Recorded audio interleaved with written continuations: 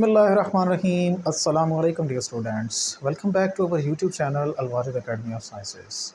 Today I am discussing here the most important topic of the chapter number 2 and which is the addition of vector by their rectangular components. तो ये बहुत important है और paper point of view से देखा जाए तो इतना इंपॉर्टेंट है कि ये काफ़ी दफ़ा पेपर में आ भी चुका है। तो यहाँ पे आज हम वेक्टर्स को उनके रेक्टेंगुलर कंपोनेंट्स के थ्रू ऐड करने वाले हैं कि अगर आपको कोई वेक्टर नहीं बल्कि उसके रेक्टेंगुलर कंपोनेंट्स दिए गए हैं, यानी दो तरह के दो या दो से ज़ायद वेक्टर्स हैं, उनको आपस में ऐड करना चाहते हैं तो उनको ऐड किस तरह से किया जाएगा, उनका रिज़ल्टेंट कैसे फाइंड आउट किया जाएगा और उनका रिज़ल्टेंट जो है वो एक्स एक्सिस के साथ कितना एंगल बनाता होगा। तो आज के टॉपिक में हम ये सारी चीज़ें कवर कर लेंगे। सबसे पहले हमने यहाँ पे डायग्राम बनाई हुई है और उस डायग्राम में है क्या। इस डायग्राम के अंदर हमने ये किया है कि एक वेक्टर हमारे पास सबसे पहले है ए वेक्टर और हमने इस बी वेक्टर को इस ए वेक्टर के साथ ऐड किया है, क्योंकि हम एक बात को जानते हैं और वो क्या है, ये जो किया गया प्रोसेस है यहाँ पे ये जस्ट एडिशन ऑफ वेक्टर है, यानी वेक्टर्स को ऐड कैसे किया जाता है। आप भी जानते हैं कि दो या दो से ज़ायद वेक्टर्स को अगर आपस में ऐड करना चाहते हैं तो हमें वहाँ पे हेड टू टेल रूल जो है उसको फॉलो करना पड़ता है। यानी फॉर एग्जांपल अगर आपके पास एक वेक्टर है ए वेक्टर, तो आप बी वेक्टर को उसके अंदर अगर ऐड करना चाहते हैं तो आपको क्या करना पड़ेगा, ए वेक्टर के अंदर बी को ऐड करने के लिए बी वेक्टर जो है उसकी टेल को पहले के साथ जॉइन करना होगा और फिर इनका रिजल्टेंट जो है वो हम फाइंड आउट कर सकते हैं। सेम यहाँ पे भी वही प्रोसेस किया गया है। यहाँ पे हमने ये किया है कि एक वेक्टर मेरे पास है ए वेक्टर और दूसरा वेक्टर है बी और हम ए और बी को आपस में ऐड करना चाहते हैं।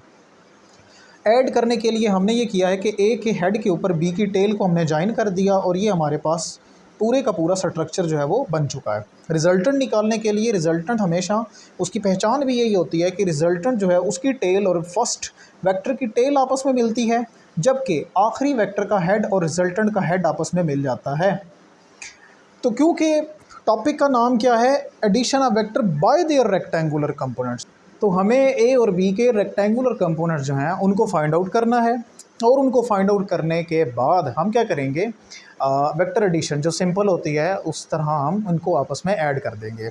ऐसा करने के लिए हमने ये किया है कि हमने ए जो वेक्टर का हेड है उस ए वेक्टर के हेड से भी हमने एक परपेंडिकुलर को ड्रॉप किया है, किसके ऊपर, एक्स एक्सिस के ऊपर।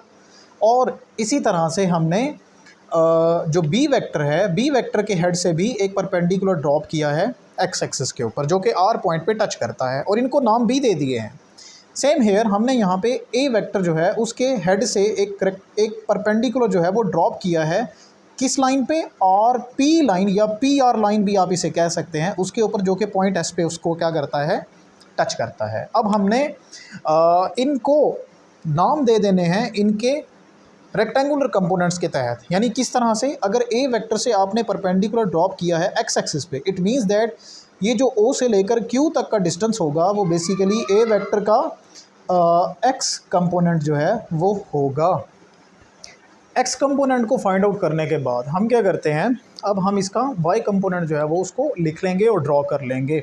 यानी यहाँ ऊपर की तरफ, यानी ये जो वर्टिकल कंपोनेंट होगा ये बेसिकली ए वेक्टर का वाई कंपोनेंट होगा, तो इसको हम ए वाई लिख लेंगे। ये ए एक्स होगा कहाँ तक, क्यू तक, यानी ओ से लेकर क्यू तक का जो डिस्टेंस है वो इस ए वेक्टर का एक्स कंपोनेंट, जबकि क्यू से लेकर एम तक का जो डिस्टेंस है वो ए वेक्टर का वाई कंपोनेंट होगा। सेम हेयर हमने ये करना होता है क्योंकि बी जो है वो यहाँ से स्टार्ट हो रहा है, इट मीन्स दैट एम से लेकर एस तक का जो डिस्टेंस है ये दरअसल बी वेक्टर का एक्स कंपोनेंट होगा। चाहे आप अब इसको एम से लेकर एस तक का डिस्टेंस मान लें या क्यू से लेकर आर तक का डिस्टेंस मान लें, तो ये सेम डिस्टेंस होगा, इसमें कोई चेंजिंग नहीं है।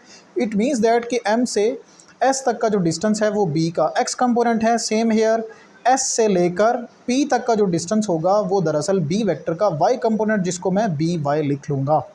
लेकिन अब यहाँ पे सिचुएशन थोड़ी सी क्रिटिकल है, और वो क्या है, वो ये है कि अगर आपने एक रिजल्टेंट लिखा हुआ है तो रिजल्टेंट से भी परपेंडिकुलर को ड्रॉप करें। अब ऑब्वियसली यहाँ पे देखने पर हमें समझ आ रही है, और वो क्या आ रही है, वो ये समझ आती है कि जब हम आर से परपेंडिकुलर को ड्रॉप करेंगे, यानी आर के हेड से परपेंडिकुलर को ड्रॉप करेंगे, तो वो आर पॉइंट पे टच करेगा। इट मीन्स दैट कि जहाँ से आर स्टार्ट हुआ यानी ओ से लेकर आर तक का जो डिस्टेंस होगा, ये टोटल डिस्टेंस हमारे पास दरअसल इस आर वेक्टर का एक्स कंपोनेंट होगा। ठीक है, ये क्या होगा, आर कंपोनेंट, वेक्टर जो है उसका एक्स कंपोनेंट। जबकि यहाँ जहाँ तक उसका हेड जो है वो लाई करता है, तो बॉटम से लेकर टॉप तक उसका हमारे पास कौन सा कंपोनेंट आ जाएगा, उसका वर्टिकल कंपोनेंट हमारे पास आ जाएगा। यहाँ तक डायग्राम जो है वो हमारी मुकम्मल हो जाती है। मुकम्मल हो जाने के बाद हम डायरेक्ट इसकी एक्सप्लेनेशन और मैथमेटिकल को इकट्ठा लेकर के चलेंगे। ठीक, इसके लिए हम क्या करेंगे, यहाँ पे जस्ट मैं इसका हेडिंग जो है उसको भी यही लिख देता हूँ, यानी एक्सप्लेनेशन में आप अपनी तरफ से कुछ बातें ऐड कर लीजिएगा। जो बातें डायग्राम में बोली गई हैं उसको आप एक्सप्लेनेशन में लिख लें। मैं डायरेक्ट यहाँ पे एक हेडिंग दे देता हूँ, एक्सप्लेनेशन। जो बोला गया उसको लिख लीजिएगा। डायरेक्ट मैं चला जाता हूँ इसके मैथमेटिकल पॉइंट्स की तरफ, यानी मैं लिखता हूँ मैथमेटिकली हमें क्या करना होगा, हम डायग्राम को देखते जाएंगे और डायग्राम को देखते हुए हमने क्या करना है, जो जो ऐड होते जा रहे हैं उनको हम लिखते जाएंगे। फॉर एग्जांपल, सबसे पहला स्टेप, फर्स्ट पॉइंट मेरे पास ये है कि मैं सबसे पहले ये देख रहा हूँ कि ओ से लेकर जो आर तक का डिस्टेंस है, मैं उसको लिखूँगा ओ आर।